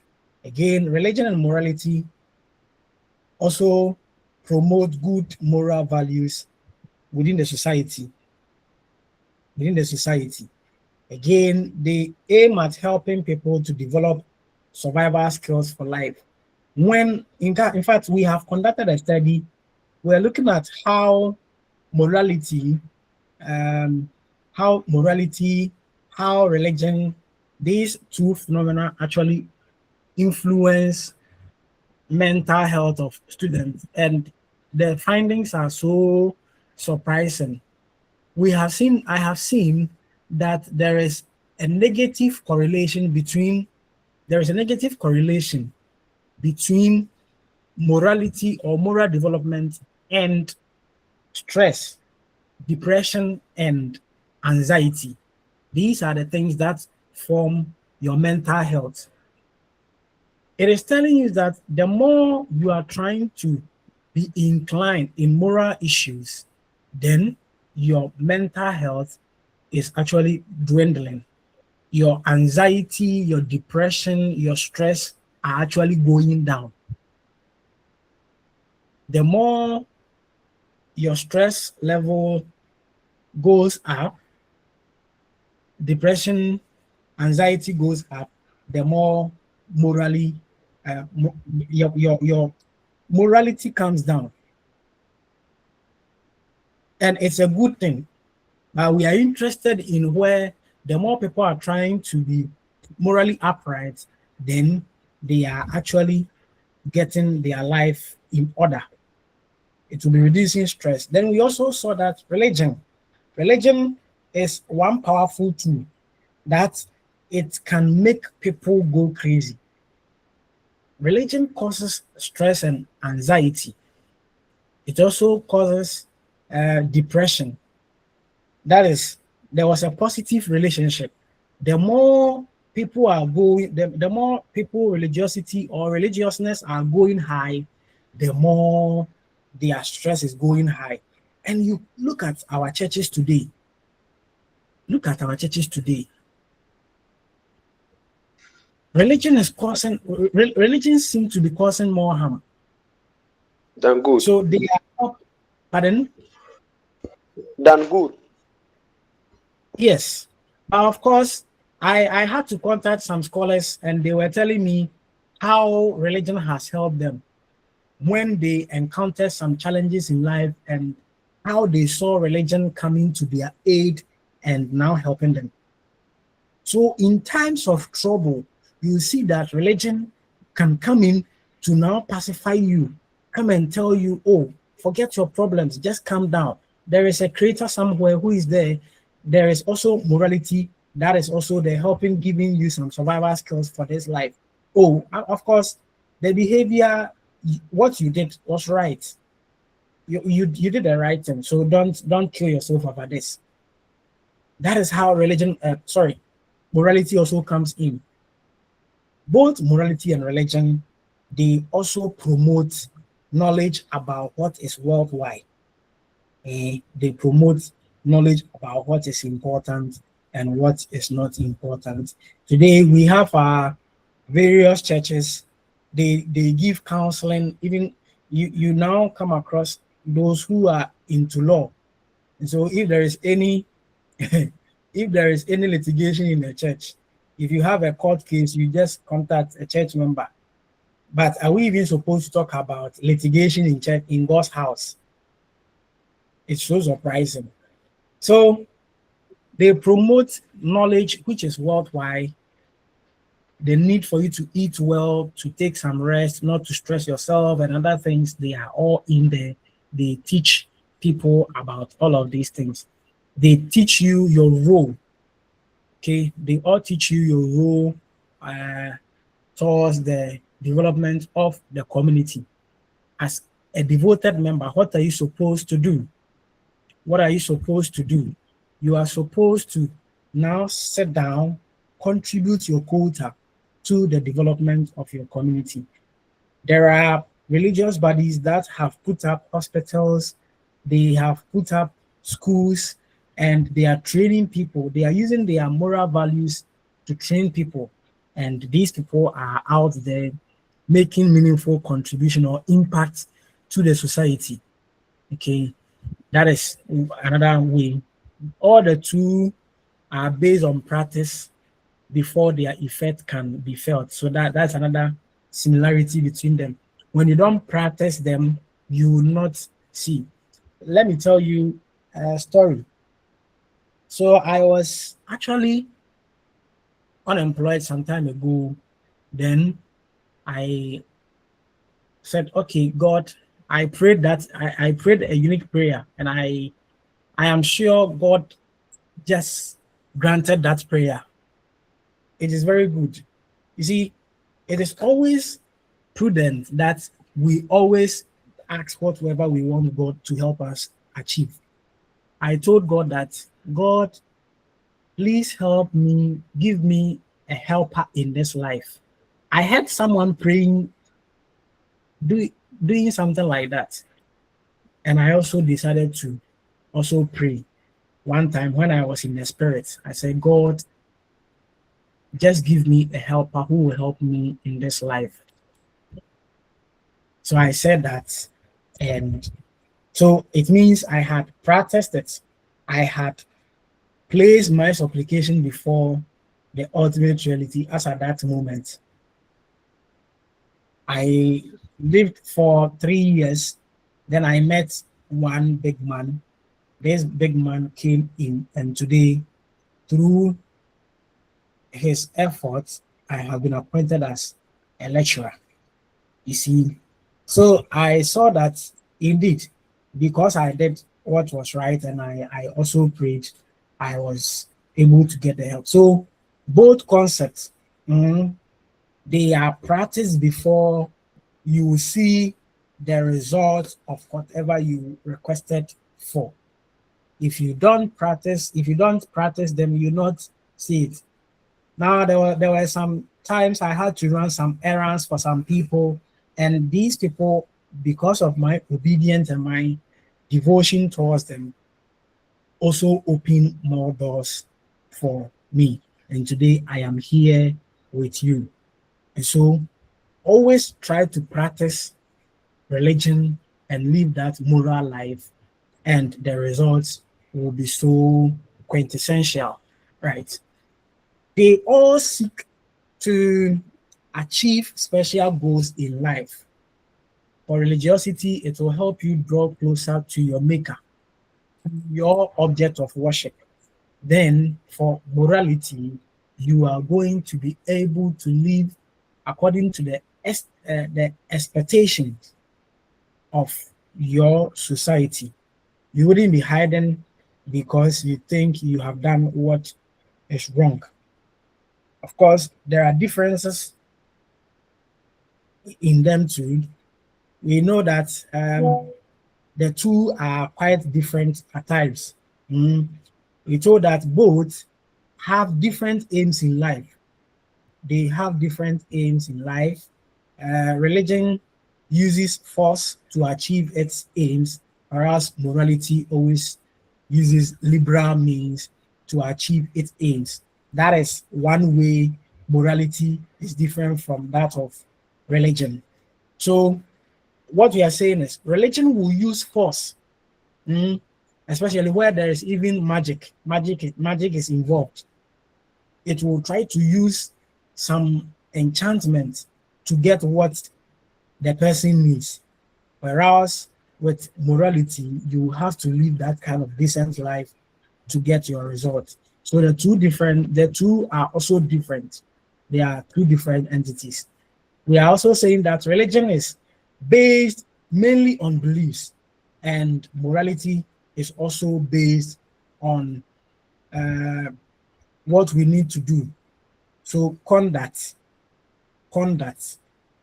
So there is no beliefs in there, but it's basically based on human conduct. How do you conduct yourself to be able to fit well? Um, Religion deals with people's relation with the supernatural, and we are also told morality does not necessarily have anything with the supernatural, because there are people who are not religious but they are morally inclined. We have atheists, someone say atheists or atheists. For them, they don't believe that there is any God who exists. They don't believe in any supernatural being. They only believe in knowledge. So how then do you say that for them there are others who, there are some religions that believe in philosophy? They believe in philosophy, like Buddhism. Okay, Buddhism. So for Buddhism, they believe in the philosophical teachings of Buddha, Gautama Buddha, and there is no element of God in there. For them, they cherish knowledge. They embrace knowledge. And so, if that's the case, you will not put religion in there. But for morality, they are morally inclined, they are righteous, they are morally righteous. They do things that will benefit the society and also contribute their quota to the well-being of that. So we can have individual or group morality, but then we don't have individuals' religion. You alone, you cannot create your own religion, but then we have our own morals, and these morals are ethics.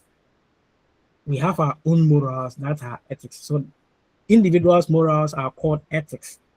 Morality has to do with the entire society, the entire group coming in. That is when we say that this is ethics. So we have individuals' ethics, but when they are many, we say morality, the entire society coming together to say that this is the right behavior to go, that is the bad behavior to go. But we don't have individuals' religion. All religions have two or more individuals. So you alone, you cannot establish a religion. If it will become religion, you should have followers. That is the slight difference, right?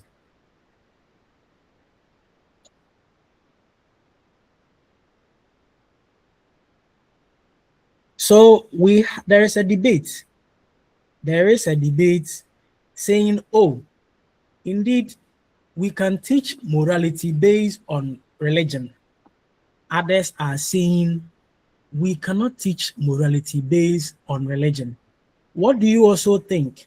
Do you think we can teach morality based on specific religion, or we can't? What do you think? Let us be talking about it so that we just end there.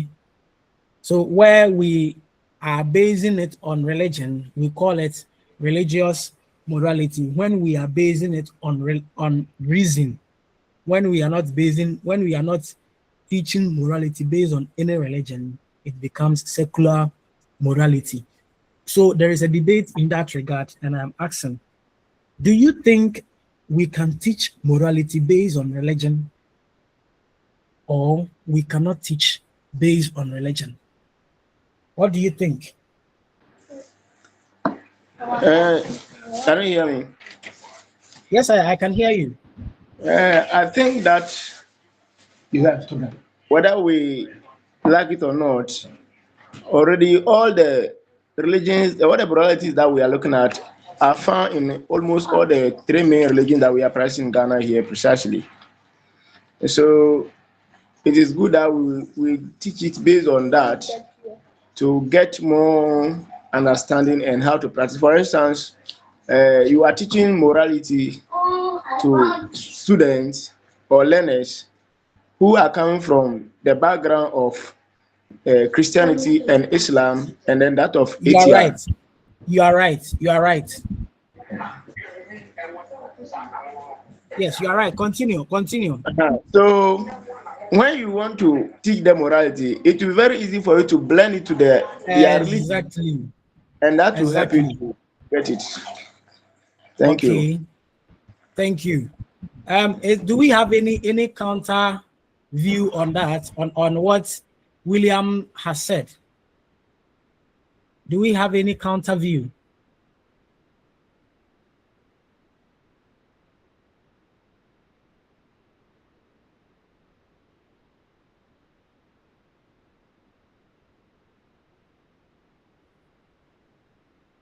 Oh, why can't we teach morality based on religion? That's a debate. All of us are allowed to talk. Please talk, talk, talk. You see, when you do, you understand. So is Say the Hayford, I've question seen that you've asking, unmuted yourself. can So we teach? Yeah, I'm asking it. Is it the question is it, are we going to teach morality based on religion, or why can't morality be okay, so teach on based on religion? let us go for both sides. I Let us go didn't for get the both sides. question well.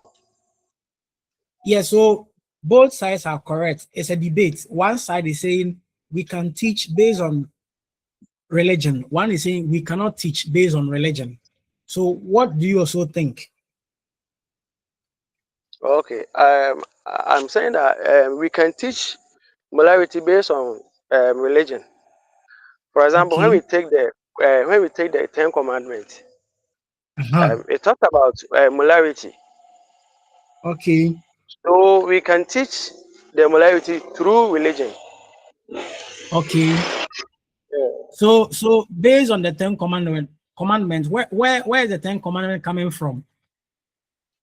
I think I was Exodus chapter thinking maybe from the Bible. from the Bible. Good. So it's coming Yeah, from, yes, it's coming from the Bible. yeah. In fact, I wish all of us can just unmute ourselves for us to talk about this, but I don't know. Maybe you are now eating. So unless I counteract it. Now let me come to say Williams. Say Williams, what did you say? Yes, sir. What was your point in? I was saying that we should teach morality based on religion because it will help us to get it easier, since almost everybody is coming from a religious background, and all Yes, the so it is not the counter view is not it is not everyone who is coming from it's not everyone who is coming from a religious background. There are atheists there. So if we are supposed to base on that idea, then what are we the, seeing? the religion in this context is not necessarily. If you look at the nature of man, one or the other, everybody is submitting to a spirit. Either Okay. you are a Christian, you are a Muslim, you are a Buddhist, or you are atheism, or whatever. At the long run, there is something that they submit to, and that becomes their religion. And so they also have a moral teachings in there. For Yes, example, if so you that take also the goes to Hayford. So that yes that also goes to Hayford's idea that the Ten Commandments is coming from a from supreme being Islam, somewhere. Christianity, and so if you take There's Islam, there there are are other issues there. okay, okay. So I think you So should take on their book. I accept the fact. But the question is, have you seen any of these supernatural beings before? Any of the supernatural beings? Yes. Have you No, seen Mame Water no, before? no, No, no, Have no, you seen Angel Gabriel before? no, please. no. So at what point in time did Angel Gabriel give you the commandment? If you The have not command, seen something, yeah. if you have not seen something, then why are you saying that you are going to base your faith on him to just teach? Uh, you see, like we are saying, we have not seen them, but we have come to meet. Uh, we are a generation on our own, and we came through another generation. So Okay. it's something that we came to meet that this particular religion, that is their belief system. So if you But decide to, have they ever seen God before? Did they ever see a God, a smaller God before? yes, to that some extent, some Hey, that is yes, to some extent, some especially the African traditionalists, they can tell that they have seen dwarves, they have seen Mami Water face to face, they have communicated with what do you call it, spirits and other things. Some believe that they have an encounter, and just like if you read the Bible, if you are a Christian, you will see that there are instances where some believers of the old, like our father, the patriarchs, some had an mm, encounter with angels and even God. Perfect example is Moses, who says that he met God. but but did he see? Did he tell you he saw the face of God? No, Well, he's not in the Moses, face of God. for example, for Moses, for instance, he says that he went to meet God, but the dimension of God that Moses met saw. One thing is certain that we cannot actually tell how many faces God have, but the face that Moses Mm, saw, whether that is the only face God has, but he saw something. You understand? Because he okay, said, if you read that, he says that when he saw God, that he could not even look at him, and when he returned, even he, because he has met God, the people could not even look at him straight because there was some kind of reflection. So Moses saw the face of God to him, but as to whether that's the holistic face of God, that's a mystery. okay. So I put it to you that if we are going to base on religion, then indoctrination will happen. What do you have to say about that? Well, I agree with you in part, but as a teacher, or let me say as a moral educated teacher, that's why you should be careful. For example, me, I teach Mm, a RME in GHS, but okay, when I'm teaching them prayer, worship, and all those things, I make sure that I don't go to my religion, but I deal with what the course pattern and the curriculum is talking about. Of course, some examples I would like to explain there because I have some idea about them. But you should be careful you don't try to tell them or let them know that this religion is the best or follow this way. But of course. Okay, for academic purpose, you give them what you are supposed to teach them morally upright. And so, if you go here, you go here, you okay. balance it. So that you just remain neutral. You Yes, wouldn't remain offend neutral. anyone. Yes, Huh. that is good. And again, if you are supposed to teach morality based on religion, there are some religions that are fighting against science. You know, Sure. science and religion, they don't stand on the same. They are not pals. Yeah, they Yes, are They are not the friends. They are enemies, and so we cannot base they, on that. So you see they are how rivals. it has been. Yes, they are rivals. They don't see each other. They No. don't see each other. Right. So that is the debate. That's how it's supposed to be. Now, you may continue to look at different views people have presented out there why they think we cannot teach morality based on religion. People are saying moral laws are absolute, they are eternal, and they are unchanging. If that is the case, we can teach morality based on religion. So people have given different opinions about that. People are saying that without religion, there can be no effective morality for its content, its form, everything emanates from the supreme being. Um, that is where I think Sir Hayford was trying to argue from. Now also, I was fast to tell him, hey, senior, if that's what you are saying, have you seen God before? Have you seen any of the supernatural movies before? See, so that is it. People are also saying moral decay is a logical consequence of religious decay.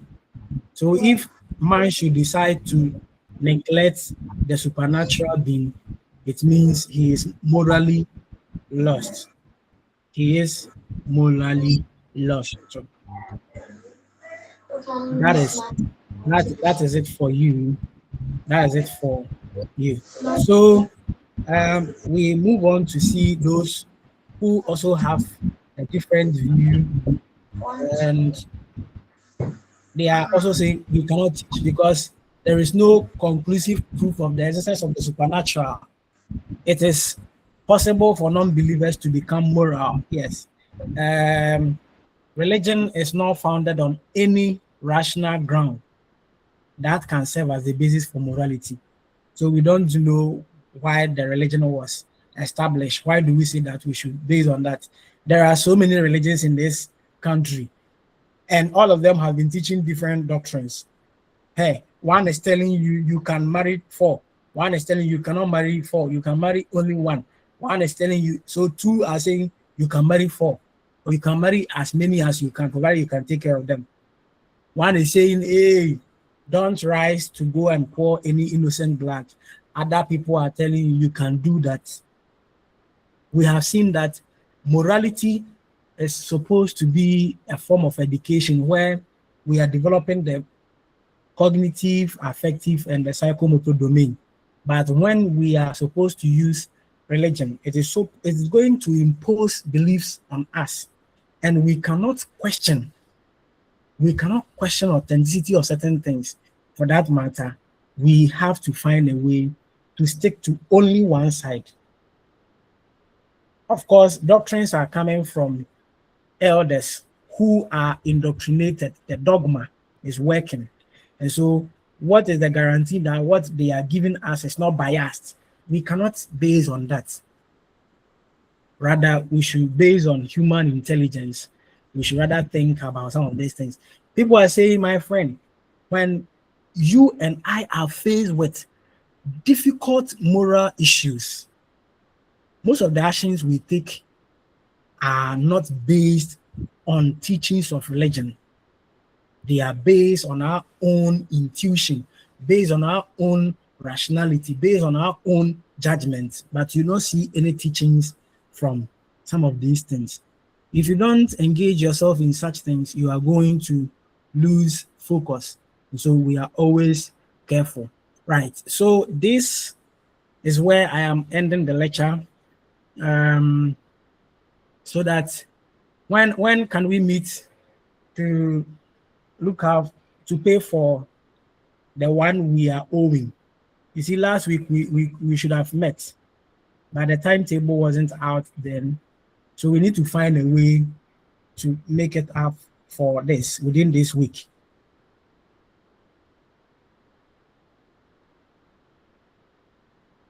So when can we meet again?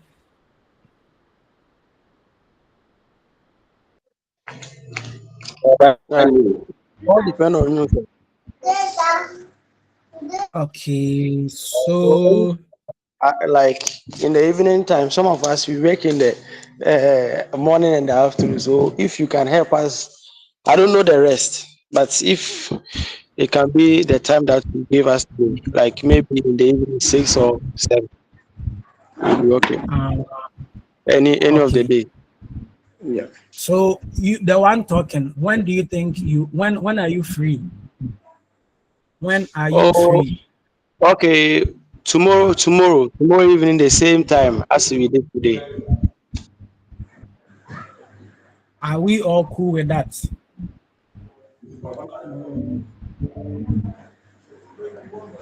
Well, Um. Yeah, I think it will do. That is 6. Tomorrow 6, right? 6:30 yeah, this time. 6:30. Uh, and also, I was also of the view. I wanted to also put this across since you have asked.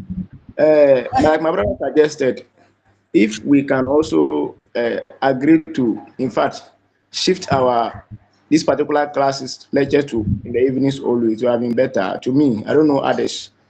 That's like I said, during the day we have a lot of Yeah, classes. yeah.